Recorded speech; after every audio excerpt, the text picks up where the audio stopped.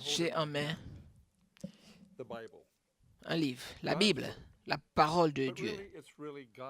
C'est vraiment l'histoire de Dieu, une histoire que Dieu raconte. Du commencement à la fin, c'est l'histoire de Dieu.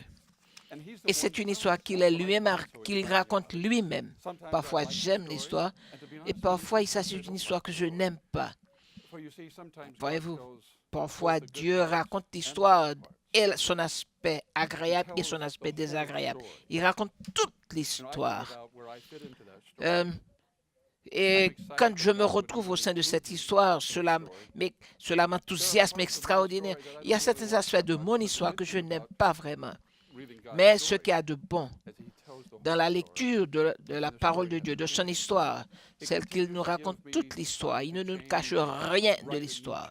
Et parfois, il nous invite à écrire un nouveau chapitre qui ne figure pas dans le livre, que nous devons nous-mêmes écrire sur les pages de notre vie. Et c'est ce qu'il y a de beau avec Dieu.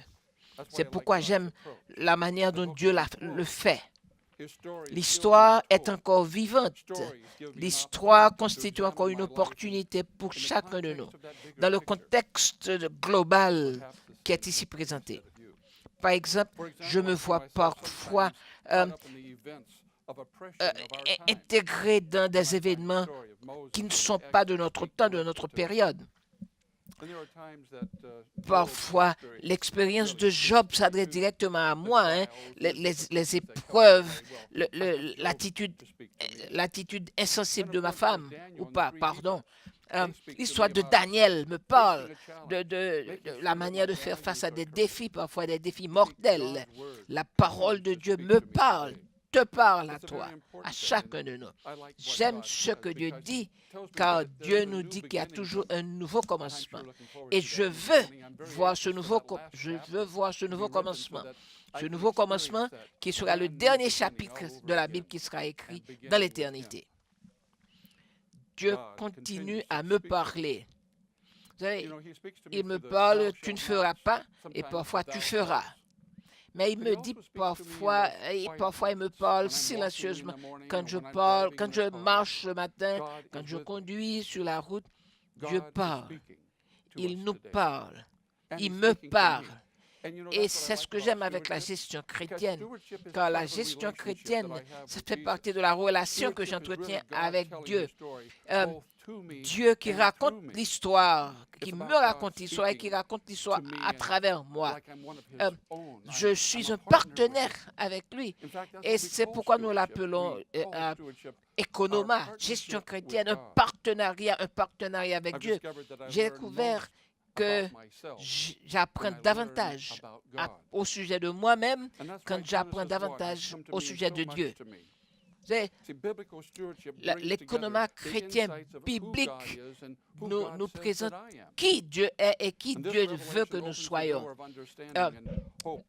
Parfois, je vois des aspects que j'aurais souhaité ne jamais avoir connus dans ma vie. Mais en même temps, il y a toujours une nouvelle opportunité. L'histoire de Dieu n'est pas seulement qu'il m'a sauvé de quelque chose, mais il m'a sauvé pour quelque chose. De sorte que la vie s'ouvre pour moi avec de nouvelles possibilités, car Dieu est un penseur de possibilités, un créateur de nouvelles opportunités. Il met des rêves devant moi. La gestion chrétienne, c'est ce partenariat extraordinaire. Comme Dieu nous parle dans Genèse verset 1, quand il dit « Au commencement, Dieu ». Au commencement, Dieu. C'est là que Dieu commence à raconter son histoire. L'une des premières choses que nous notons quand Dieu raconte cette histoire, c'est la manière dont il s'est lui-même introduit. Dans Genèse, verset 1, il s'introduit avec un nom, Elohim en hébreu. Elohim décrit le puissant, le créateur, le tout-puissant, le créateur. De sorte que nous y trouvons cette puissance, cette force du Créateur dès la Genèse au chapitre 1. Et jour après jour, avec chaque étape de la création, Dieu a créé ceci, il a été bon.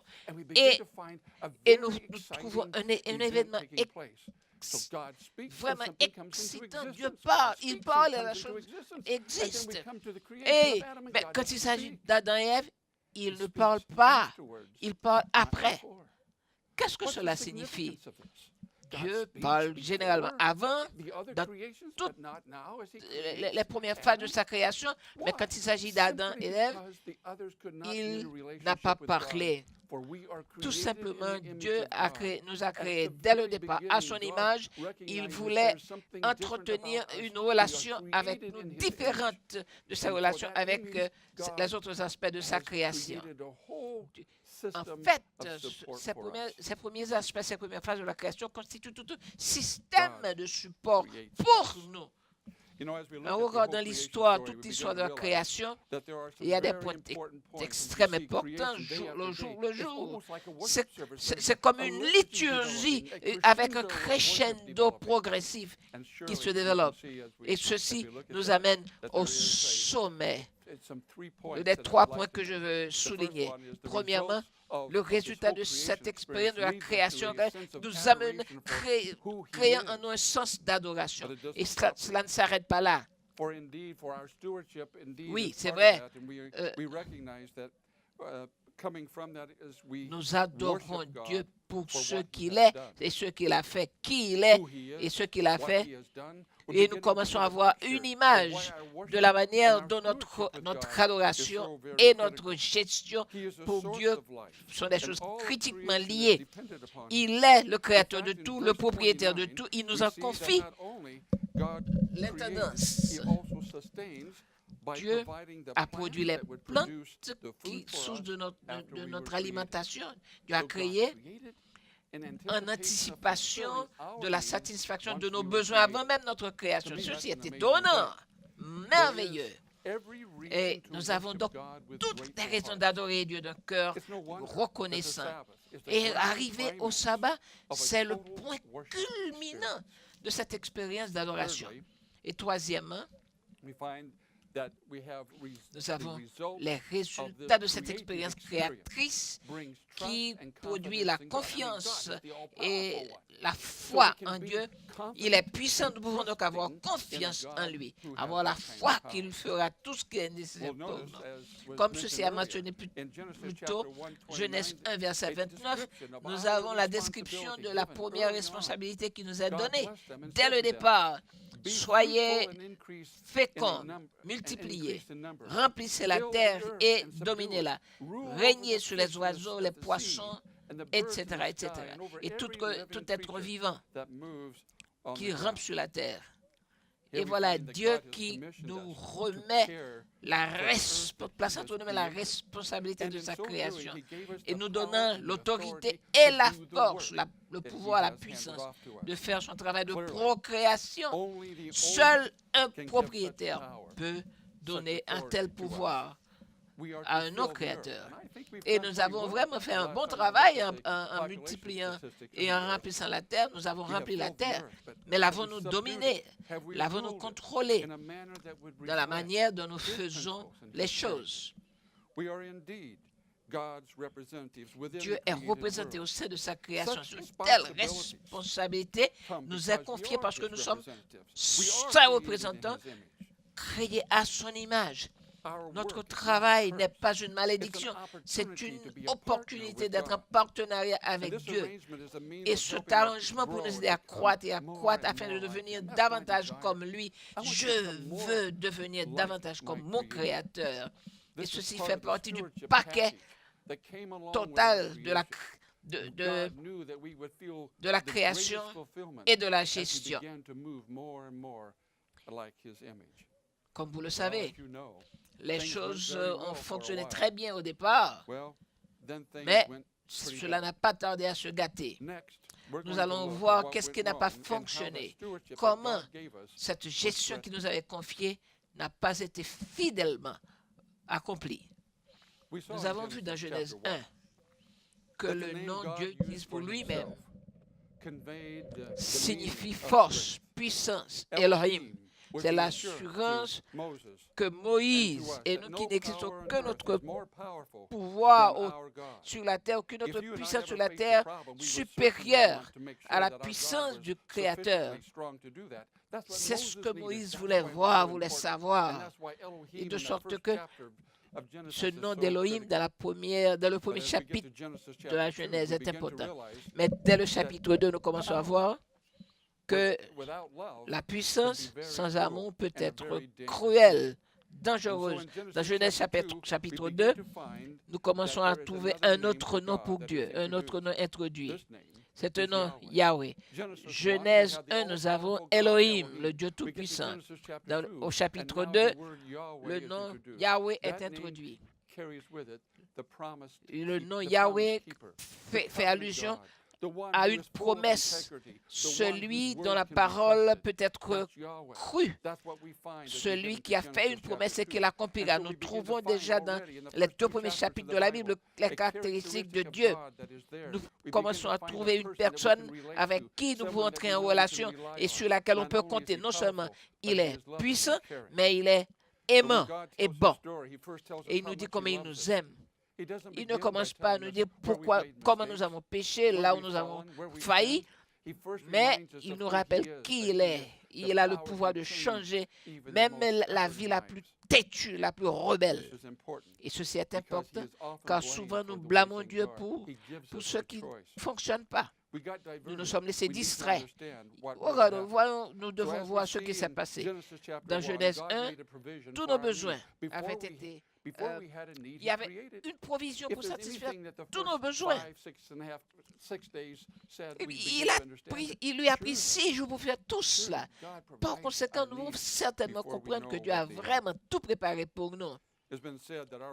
Il est dit que notre vie est modelée par la fin que nous voulons lui accorder, l'objectif que nous voulons lui y intégrer. De sorte que si notre objectif final est de plaire à Dieu, de sorte que ce partenariat aura la forme de cette relation. Et ce qu'il a fait, Dieu, il n'a rien imposé. Il nous a procuré des choix.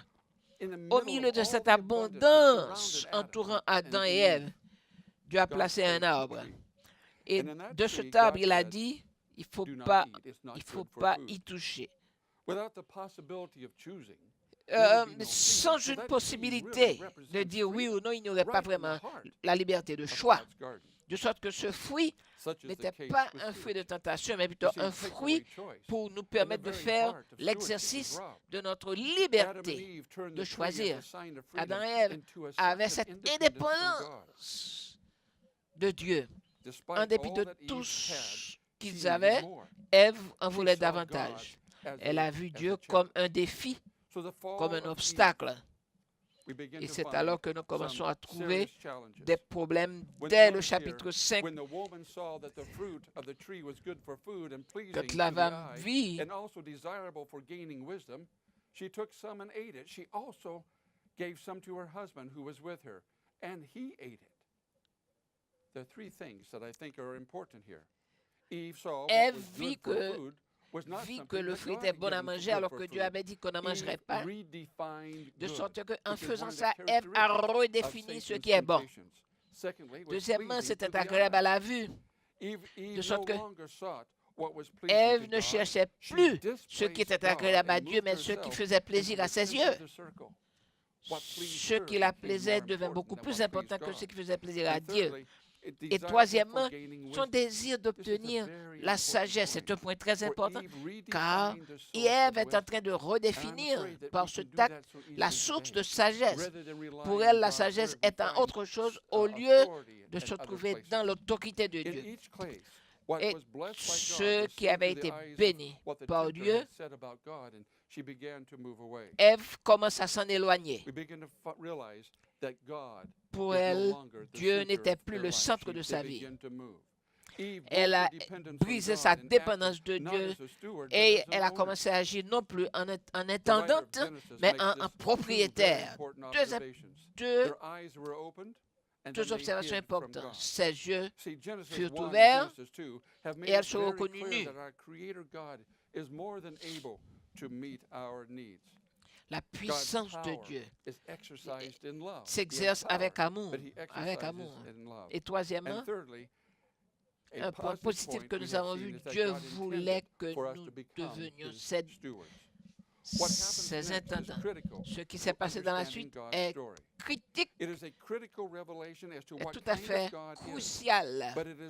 C'est une révélation de l'amour de Dieu, mais aussi une révélation de la dévastation causée par l'éloignement de Dieu. Dieu doit être le centre de la vie, sinon c'est le désastre. En lisant Genèse chapitre 1 et 2, nous sommes tout près du cœur de Dieu. Tout près du cœur de Dieu, où nous commençons à porter son image. En portant son image, nous devenons satisfaits en tant qu'intendants. En commençant à y penser, soyons complètement conscients que nous sommes en train d'être attirés vers le cœur de Dieu.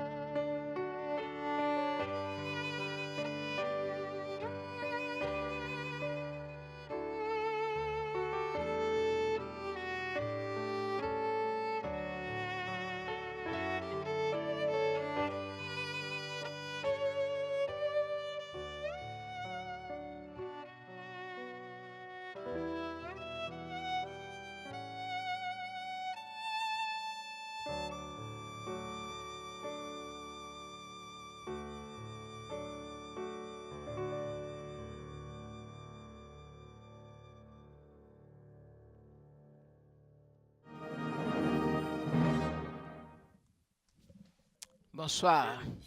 J'ai avec moi deux bons amis, Hugo et Cathy. Ils sont venus me retrouver pour répondre à certaines questions de nos internautes. Et nous avons de très bonnes questions. Prenons donc quelques minutes pour nous pencher là-dessus. Et à la fin, nous en ferons une petite conclusion. La première question est la suivante. Quelles sont certaines des manières pratiques pour nous assurer que nous comprenons que Dieu est le Seigneur de ma vie? C'est une question difficile. Nous avons des moyens, nous considérons notre vie chrétienne sous des angles différents. Ce qui peut être difficile pour quelqu'un peut paraître tout à fait naturel et normal pour quelqu'un d'autre. Parlons au moins de ce point que vous avez souligné. Comment nous assurons-nous que notre relation personnelle avec Dieu est constante, vivante, permanente, active? Comment maintenons-nous cette relation dans toute sa fraîcheur? Au moins chaque jour, je peux le faire tôt le matin. Est-ce que Dieu, c'est facile quand je me lève le matin, mais est-ce que Dieu est le Seigneur de ma vie quand je vais à un magasin, quand je vais au travail? Comment renforçons-nous cette relation et la maintenons-nous vivante, permanente? Pour moi,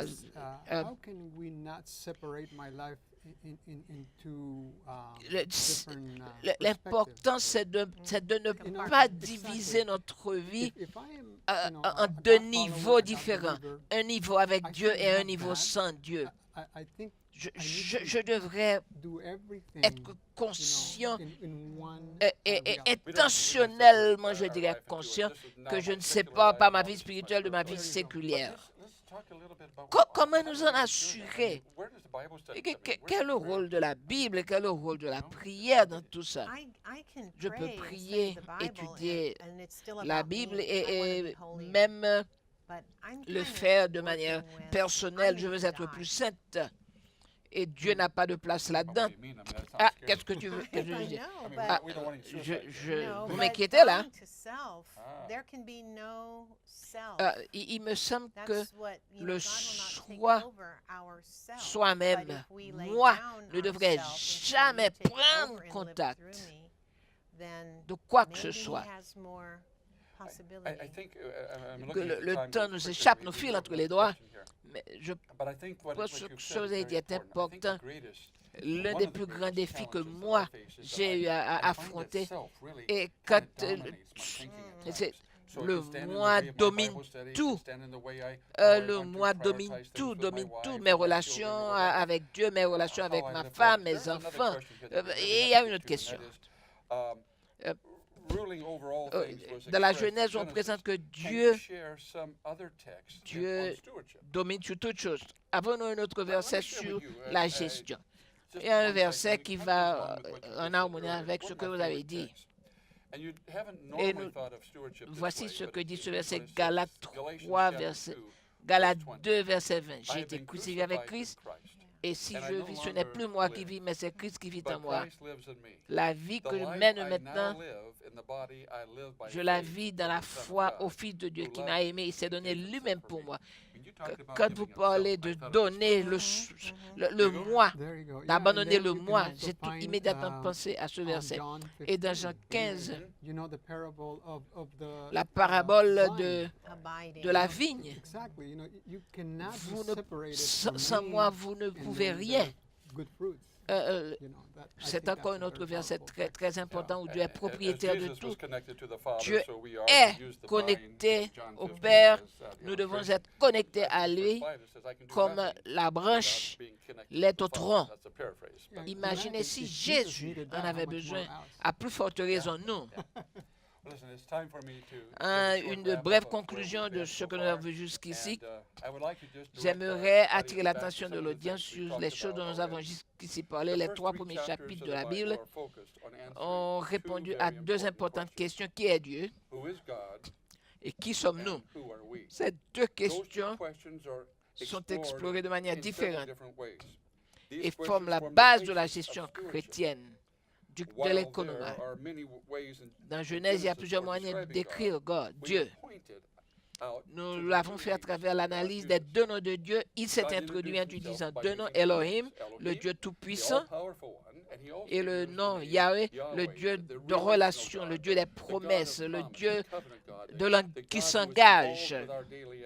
Et deuxièmement, nous avons appris, nous avle utilisé les 2 noms Elohim et Yahvé, mais nous avons aussi 2 qualités importantes à comprendre dès le départ. Nous avons vu que Dieu nous a créé à son image. Et nous avons la responsabilité de prendre soin de sa création, de prendre soin l'un de l'autre. Dieu a pris soin de tous nos besoins avant même de nous créer. Et l'un des principes de la gestion chrétienne ici, Dieu prend soin de toute responsabilité avant de la placer sur notre dos. Et voilà Ève qui a voulu prendre sur elle-même quelque chose qui n'appartenait qu'au Créateur. Son ambition a déplacé le fruit n'était pas du tout un bon choix, c'était abandonner son choix et la placer entre les mains du démon. L'utilisation de sa liberté de choix était très équivoque et elle a fait un choix malheureux. J'aimerais suggérer, qu'en considérant la Genèse 1 et Genèse 2, Dieu nous dit qui il est et qui nous sommes. C'est important. Mais vous savez ce qui arrive. Ils ont failli, ils ont échoué. Et une fois qu'ils ont échoué, ils ont réalisé qu'ils s'étaient séparés de Dieu. Ils se sont cachés de Dieu. Où êtes-vous? Adam, où es-tu? 2 questions. La première question est où es-tu? Où en es-tu dans ta relation avec moi? Genèse 4, nous avons l'histoire de Caïn et d'Abel. Et nous avons Dieu qui parle à Caïn. Où est ton frère? Voilà 2 questions importantes où Dieu nous demande à toi et à moi aujourd'hui. Ce sont des questions d'économie. Où es-tu dans ta relation avec moi? Où en es-tu dans tes relations avec autrui? Comment prends-tu soin des autres? Je vous laisse avec ces questions. Où es-tu en ce qui concerne tes relations avec Dieu? Et où est ton frère? Où en es-tu en ce qui concerne tes relations avec ton frère?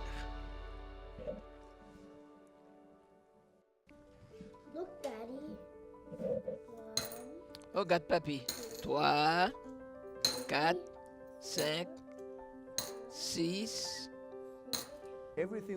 Tout ce que nous possédons est une bénédiction de Dieu et tout lui appartient. Il ne réclame que la 10e partie de ses bénédictions en expression de notre fidélité. Retourner au propriétaire ce qui lui appartient de droit. Et en retournant à Dieu la 10e de nos revenus. Nous pouvons vivre avec la foi en ses promesses. Et le témoignage de notre foi, c'est de faire l'expérience de la fidélité de Dieu. 9. Et la 10e pour Jésus. Rappelez-vous, l'économie, c'est mon tout en réponse à l'amour de Dieu. C'est donner mon tout en réponse à l'amour de Dieu.